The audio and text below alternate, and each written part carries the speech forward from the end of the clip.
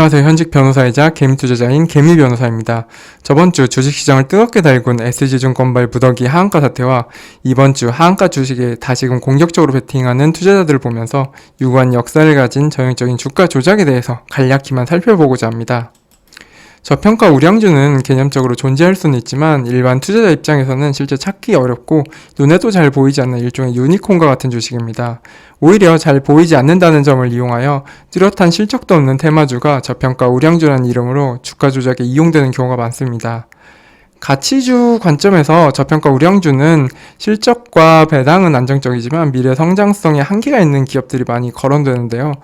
투자자들은 미래의 예상 변동폭이 크지 않은 해당 기업의 가치를 적절히 평가하여 거래를 하기 때문에 현재 주식시장에서 평가되는 주가가 적정 가치라고 보는 것이 보다 더 타당할 것이고요. 단순히 PER이나 PBR이 낮다는 점만 가지고 결코 저평가라고 단정할 수는 없습니다. 저평가 우량주로 배당 등을 통해서 안정적인 수익을 창출할 수는 있겠지만 고수익을 얻는다는 것은 사실 그 개념 자체로 모순적입니다. 안정적으로 고수익을 보장한다면서 투자를 유치하는 것은 그 자체로 주가 조작과 같은 불법적인 방법을 동원하여 주가를 인위적으로 부양하겠다는 의미가 강력하게 내포되어 있는 것입니다. 4월 24일 SG증권 창구로 대량의 매도 주문이 나와서 8개 종목이 하한가를 맞았고요. 실제 하한가 근처까지 갔다가 반등한 CJ까지 포함하면 9개 종목이 크게 흔들렸습니다. 다음 8개 종목 중 시가총액이 가장 컸던 서울가스의 주봉 차트입니다. 기업의 상장 폐지될 이슈가 갑자기 발생한 것이 아니라면 누군가 인위적으로 주가를 조작한 후 차익을 실현하였거나 주가 부양 그 중간에서 문제가 터진 것이라는 의심을 할 수밖에 없습니다. CFD 증거금 부족에 따른 마진콜이 문제의 발단일 수는 있겠지만 아무래도 그 근본적인 원인에는 인위적인 주가 조작과 부양이 있었을 것으로 보이고 다수의 언론사 취재에 의하면 그 실체가 조금씩 드러나고 있는 것으로 보이네요. 8개 회사의 주봉 차트를 모아본 것입니다. 각 회사의 주가 조작 시작 지점은 조금 다른 걸로 보이고 다올투자증권이나 하림지주 같은 경우에는 그 차이점이 조금 눈에 보이긴 하지만 기본적인 차트의 양상과 그 종점이 결국 하한가 및 대폭락이었다는 점에서 유사한 부분이 상당히 많습니다. 그리고 무엇보다 SG증권이라는 한개 증권사에서 대량의 매도 주문이 나왔다는 건 뭔가 주가 조작 세력에서 문제가 발생하였거나 차익 실현을 했다는 합리적인 의심을 할 수밖에 없다는 거죠. 자본시장법에서는 불법적인 불공정 거래 행위를 크게 4가지 유형으로 분류하고 있는데요. 그 중에서 대표적으로 문제가 되는 게 미공개 중요정보 이용 행위, 시세조정 행위, 부정거래 행위입니다. 미공개 중요정보 이용 행위는 임직원이나 주주 등 그 내부자로부터 기업의 정보를 사전에 취득한 후 이를 이용해서 매매하는 것을 말합니다. 시세 조종이란 인위적인 조작을 가해서 시세를 변동시키면서도 일반 투자자에게는 그 시세가 매우 자연스러운 수요 공급 원칙에 의하여 형성된 것으로 오인하도록 하여 매매에 끌어들이는 목적을 가진 행위를 말합니다. 보통 통정매매나 고가매수, 시종가 관여매수, 허수주문 매수 등을 반복적으로 하는 행위를 일컫습니다.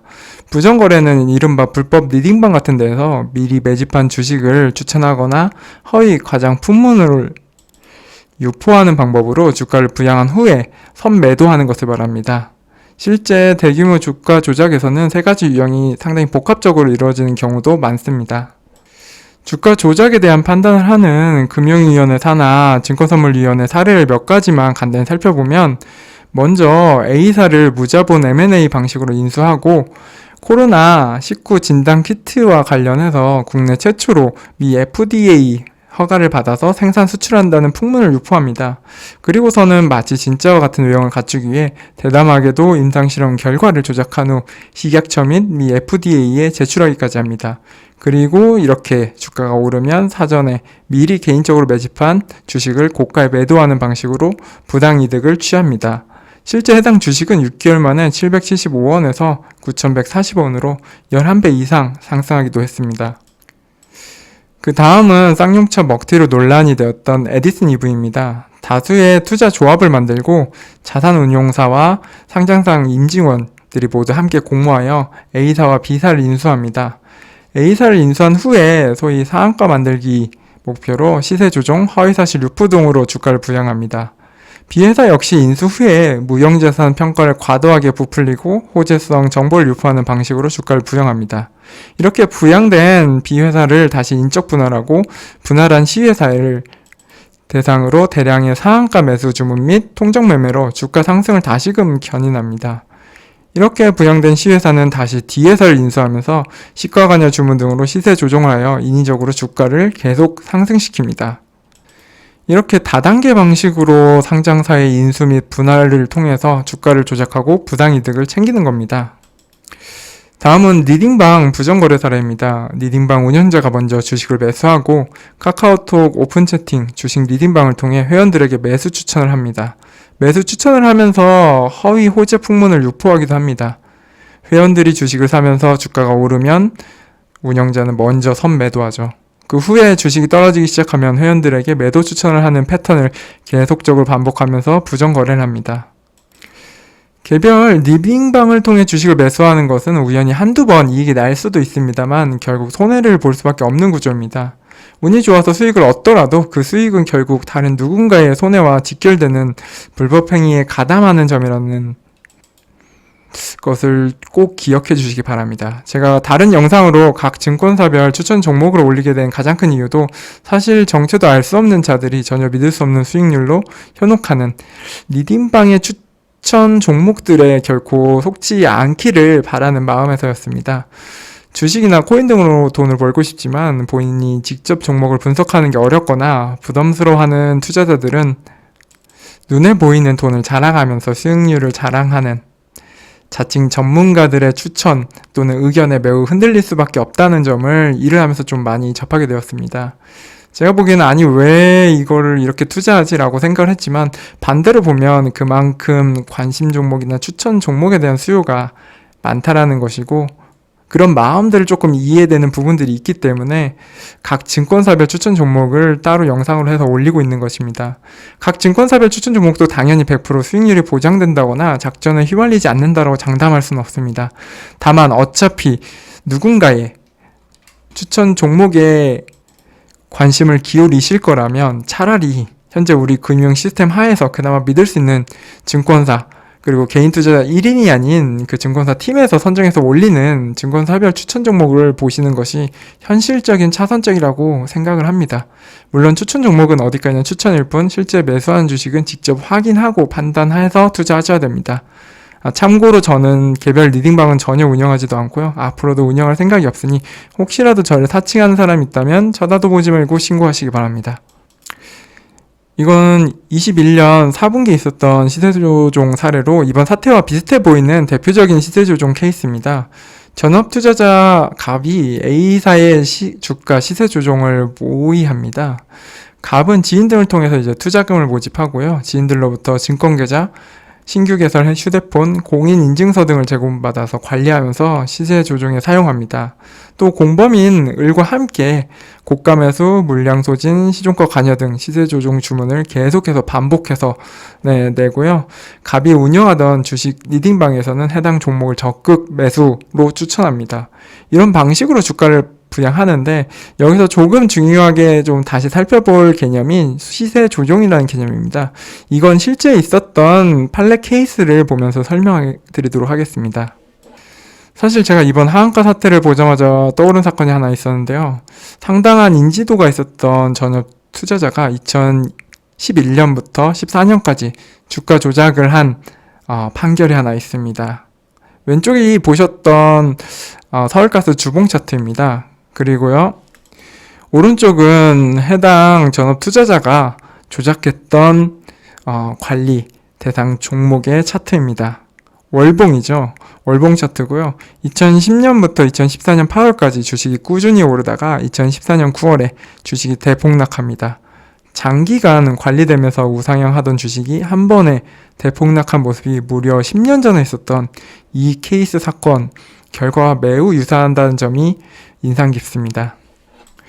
이 해당 케이스를 조금 구체적으로 살펴서 설명해 드리면 시세 조종은 유통되는 물량이 적고 거래량도 많지 않아 비교적 소규모 자금으로 시세에 영향을 줄 수 있는 주식이 그 대상 종목으로 선정이 됩니다. 실제 이 케이스에서는 유통 물량이 35% 정도였고요. 이미 주가 시세 조작하기 전에 사전에 매집한 주식이 유통주의 약 60%를 확보해 놨습니다. 그리고 나서 투자자를 모집하고 계좌를 직접 관리하면서 매집, 부양, 처분, 일련의 과정을 통하여 부당한 이득을 얻습니다. 주가 부양 과정에서는 아무래도 주가를 올려야 되기 때문에 호가 관여율이 높아질 수밖에 없고 그 사이에 허수 매수, 다음에 물량 소진 매수, 고가 매수, 시종가 매수, 통정 매매 등이 복합적으로 이루어집니다. 여기서 호가 관여율이란 총 매수 주문 수량 중에 시세 조종성 주문 수량 비율을 말하는 것으로 실제 5%가 넘을 경우에는 금감원에서 바로 주목하기 때문에 이 비율을 맞추려고 상당히 노력합니다. 이런 식으로 인위적으로 주가만 부양시키기 때문에 영업이익은 사실 크게 늘지 않음에도 주식이 계속적으로 상승하면서 PER이 57배에서 150배까지 3배 이상 증가하였습니다. 실제 매집 당시를 기준으로 한다면 그 증가폭은 더 컸을 겁니다. 해당 주가 조작에서는 증권사 직원도 공범으로 가담했는데요. 매도 물량이 나오는 투자자 정보를 빼돌린 다음에 그 투자자에게 매도를 자제하는 권고를 하거나 안되면 시간을 블록들로 매수하거나 그것도 안된다면 외부에 별도 수급팀을 동원해가지고서는 장중에 매도 물량을 인위적으로 소화시키면서 주가를 유지시킵니다. 그럼에도 2014년 9월 해당 주식이 갑자기 매도 물량이 대폭 나오면서 결국 6거래일 연속 하한가를 맞게 되었고요. 아이러니하게도 주가를 관리하던 슈퍼개미는 정작 제때 물량 매도를 못하고 하한가를 풀기 위해 기술자까지 동원한 후에 겨우 엑시트하고 나올 수 있게 됩니다. 자본시장법에서는 시세조정 그 자체로 처벌을 하고 있고요. 주가 조작으로 손실을 보았다고 하더라도 죄는 여전히 성립되는 것으로 봅니다. 물론 형량에는 영향을 줄 수는 있지만 기본적으로 주가의 시세를 인위적으로 조작하여 다른 투자자들에게 혼동을 주었다면 그 자체로 죄가 성립하는 겁니다. 시세 조정성 주문에는 여러 가지 수단이 있는데 가장 먼저 고가 매수 주문은 직전가 혹은 상대 호가와 대비해서 고가로 매수 주문을 반복적으로 내서 시세를 인위적으로 상승시키는 겁니다. 물량 소진 매수 주문은 매도 1호가에 나온 매도 물량을 소화하기 위해서 반복적으로 매수 주문을 하는 것으로 사실 상승하는 주가에는 이 두 가지 물량 주문이 나오긴 합니다. 하지만 생각보다 높은 호가로 계속적으로 반복적으로 고가 매수 한다거나 쌓여있는 물량을 한 번에 소진하는 대규모 매수 주문이 있다라면은 아무래도 의심이 들 수밖에 없습니다. 허수 매수 주문은 일단 특정한 가격대에 주문을 넣고 계약 체결 전에 주문을 취소하는 행위로 주문을 한 번에 대량으로 넣어서 매수세가 유입되는 것으로 오인케 함으로써 타인의 매매 거래를 유인하게 한 후에 가격이 상승하면 가진 물량을 전량 매도하고 매수 주문을 전부 취소하는 것을 말합니다. 예를 들면 매수 1호가가 8,000원인 주식에 10원이 낮은 7,990원에 8만주, 7,980원에 15만주 이렇게 주문을 넣어놓으면 일반 투자자 입장에선 매수세가 계속 붙어서 여기가 바닥이 있구나 생각해서 가격을 올립니다.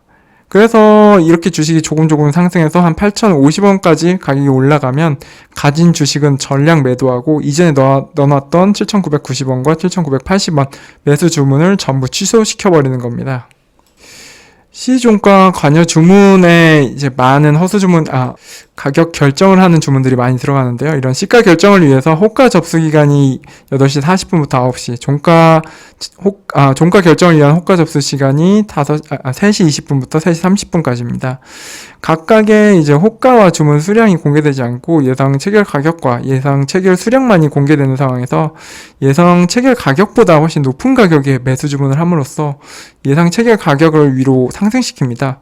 그래서 마치 주가가 상승하고 있는 것으로, 일봉으로 보면 상승하고 있는 것으로 오인하게 돼서 일반 투자자들의 매수세를 유인하도록 하는 겁니다.